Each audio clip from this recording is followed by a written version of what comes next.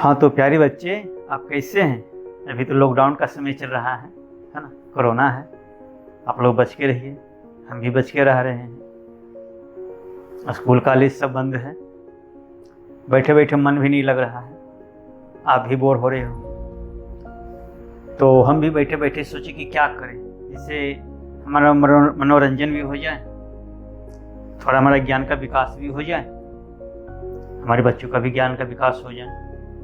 तो क्यों ना सोचे कि अब इस बार हिस्ट्री पे कुछ बात करते हैं, फिर कुछ ज्योग्राफी पर भी बात करते हैं। आप जानते हैं कि हम स्पेशलिस्ट संस्कृत के हैं। हाँ, ये अलग बात है कि ग्रेजुएशन में मेरा सब्सिडरी में ज्योग्राफी भी रहा, हिस्ट्री भी रहा, इंटरेस्ट भी है। तो सोच रहे हैं इसी पर कुछ बात करते हैं। तो ऐसे ही क्या बात करें, ये बात कर ही रहे हैं तो क्यों ना कोई चैप्टर विशेष की बात करें। तो हम 10वीं वर्ग की जो पहला जो चैप्टर है साम्राज्यवाद, उसी पे बात करते हैं, है ना।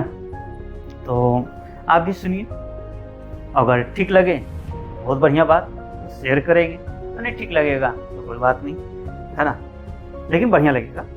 साम्राज्यवाद, साम्राज्यवाद नाम सुनने से लगता है साम्राज्य और वाद में उनका सिद्धांत। तो किसका सिद्धांत? तो साम्राज्य का, शासन का, है ना। तो शासन का, साम्राज्य का सिद्धांत यानी साम्राज्य विस्तार का सिद्धांत। जब कोई शक्तिशाली देश किसी अन्य देश यानी कमजोर देश पर प्रत्यक्ष या अप्रत्यक्ष, डायरेक्टली या इनडायरेक्टली रूप से कब्जा कर वहाँ अपना शासन स्थापित कर ले, तो उसे साम्राज्यवाद कहेंगे। जैसे अंग्रेज, पहले अंग्रेज हमारे यहाँ आए और यहाँ आकर पहले तो व्यापारिक रूप में आए और व्यापारिक रूप से हमको कमजोर कर दिए। व्यापारिक रूप से सब चीज़ जितने अधिकार वो अपने अधीन कर लिए, व्यापारिक रूप से हम पर कब्जा किया। और दूसरा क्या हुआ, 1857 ईस्वी क्रांति के बाद उन्होंने प्रत्यक्ष रूप से हमको यानी भारत पे शासन करना शुरू कर दिया। तो भारत में जो उनका शासन था वो साम्राज्यवाद का भारत है ना।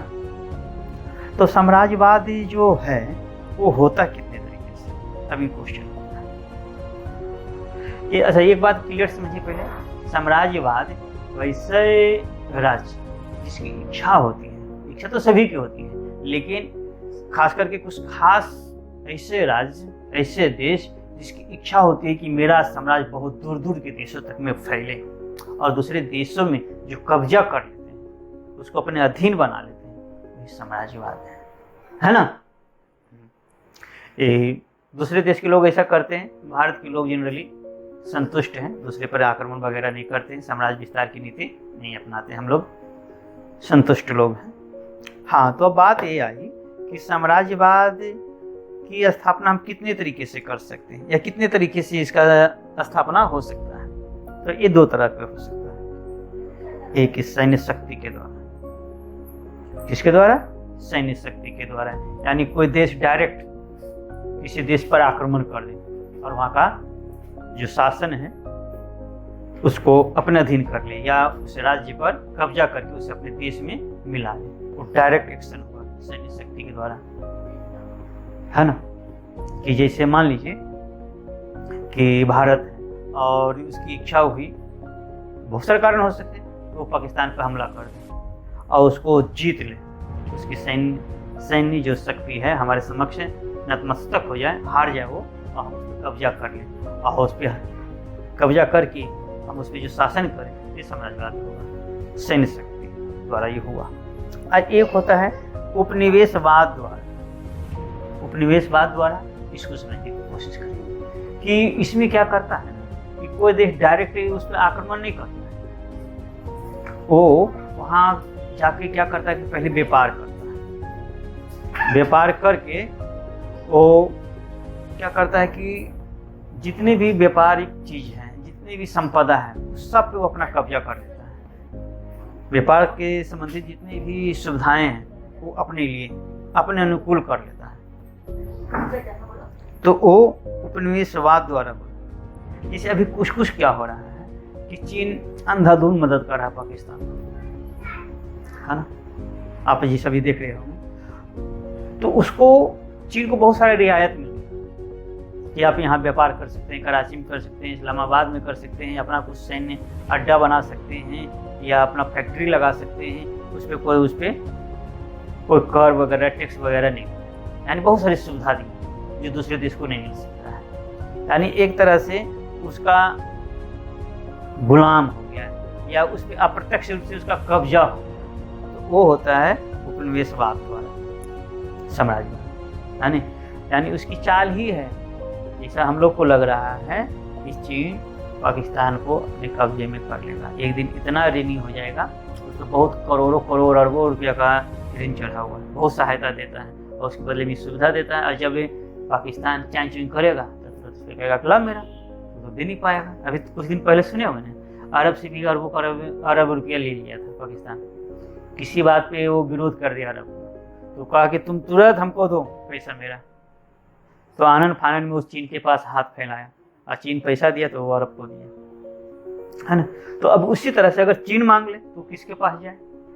यानी कहने का मतलब चाहते हुए नहीं चाहते हुए चीन को सुविधा दे रहा है ना, एक तरह से वह उसका उपनिवेश बनते जा रहा है। फिर इसको समझिए, 1857 ईस्वी के पहले अंग्रेज यहाँ व्यापार करते थे, जितनी भी व्यापार की मंडियाँ थी या जितनी भी सुविधाएं होनी चाहिए थी सब अंग्रेजों के पास थी, है ना, उसको कोई शुल्क नहीं लगता था। वो हम पे कब्जा किए हुए थे, डायरेक्ट नहीं इनडायरेक्ट रूप से कब्जा किए हुए था, है ना। ठीक बात। अब आइए कि साम्राज्यवादी जो कोई करेगा, साम्राज्य विस्तार कर रहा है, तो उसका मूल उद्देश्य क्या रहेगा? ब्रिटेन वाला, ऐसे समझिए ये ब्रिटेन वाला, इंग्लैंड वाला भारत में आया व्यापार करने के लिए, उसका मूल उद्देश्य क्या था? भारत का कल्याण करना नहीं, वो यहाँ शोषण करने के लिए आया था, अपना बेनिफिट के लिए आया था, अपना फायदा के लिए आया था, अपना लाभ के लिए आया था। तो साम्राज्यवाद का ये क्वेश्चन आता है, अब आ सकता है, साम्राज्यवाद का मूल उद्देश्य क्या होता है? तो साम्राज्यवाद का मूल उद्देश्य अपने अधीनस्थ या अपने अंडर जो देश है उसका शोषण करना और अपना संपूर्ण विकास करना। यानी भारत का जितना भी माल था, है ना, खाद्य हो, खनिज हो, जो भी संपदा हो, वो अंग्रेज ले गया और अपने उद्योग धंधा को विकसित किया, मैंने हर चीज़ किया जो उसके लिए उपयुक्त था और यहाँ के लिए उसने नहीं सोचा, है ना। कुछ लोग कहते हैं कि अरे अंग्रेज का शासन ही बढ़िया था, उसके नहीं चाहते हुए भी उस काम ऐसे हो गए जिससे भारत के लोगों को कुछ फायदा हो गया। जैसे वो तो अपनी सेना के भेजने के लिए रेल बनाया, भारत के लिए नहीं बनाया, लेकिन जब रेल बन गया बाद में भारतीय लोग भी जाने लगे। उसने फैक्ट्री लगाया, तो फैक्ट्री भारत के हित में नहीं लगाया। अगर कच्चा माल यहाँ से इंग्लैंड ले जाता तो ले जाने में तो बहुत समय लगता, ले जाने में बहुत भाड़ा लगता, ले जाने में बहुत ईंधन लगता, है ना। तो वही चीज उसने यहाँ बनाना शुरू कर दिया, यहाँ प्रोडक्शन यानी भारत में करना शुरू कर दिया, उसको बेनिफिट ज़्यादा होने लगा। लेकिन ये अलग बात है कि जब यहाँ बन गया बहुत से लोगों को रोजगार भी लग गया। उसका मूल उद्देश्य नहीं था भारत का कल्याण करना। तो साम्राज्यवाद जब भी होता है उसका मूल उद्देश्य शोषण करना होता है। ठीक है, अब हम बात आगे करते हैं कि साम्राज्यवाद के कितने चरण हैं, स्टेप। साम्राज्यवाद के 2 स्टेप हैं। कौन कौन? औपनिवेशिक साम्राज्यवाद और दूसरा है नवीन साम्राज्यवाद। औपनिवेशिक साम्राज्यवाद क्या है और नवीन साम्राज्यवादी क्या है, जरा सा इसको समझने की कोशिश कीजिए, है ना। औपनिवेशिक साम्राज्यवाद में ये भी थोड़ी देर पहले बात बोले कि कोई देश आया, मान लीजिए इंग्लैंड आया भारत, तो उसने पहले व्यापार करना शुरू किया। तो जैसे कि अगर नियम है कि आप कहीं व्यापार करेंगे तो वहाँ टैक्स लगता है, तो उसने कुछ ऐसा सिचुएशन पैदा कर दिया या कुछ ऐसा स्थिति हो गई, ऐसा कुछ काम किया कि भारतीय लोग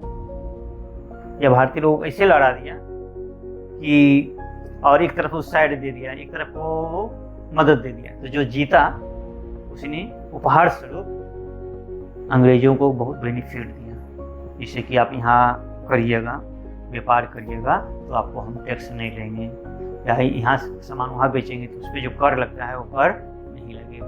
तो इससे क्या हुआ कि उसको फायदा होने लगा। और यही धीरे धीरे करते करते पूरे भारत में कर दिया और बृहद पैमाने पर कर दिया, और इतना ज़्यादा कर दिया कि उसकी अर्थव्यवस्था पे उसका कब्जा हो गया। अब अंग्रेज के मर्जी के बिना कोई कुछ नहीं कर सकता, जितना भी अधिकार है वो अंग्रेज के पास आ गया।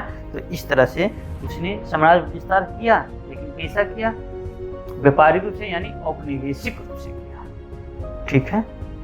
और एक दूसरा होता है नवीन साम्राज्यवाद। नवीन साम्राज्यवाद में क्या होता है कि इसी का विकसित रूप होता है। इसमें क्या होता है कि उसमें डायरेक्ट हमला कर दिया, उसको जीत लिया, या इसमें क्या होता है कि औद्योगिक क्रांति करके वहीं पर व्यापार करना प्रारंभ कर देता है।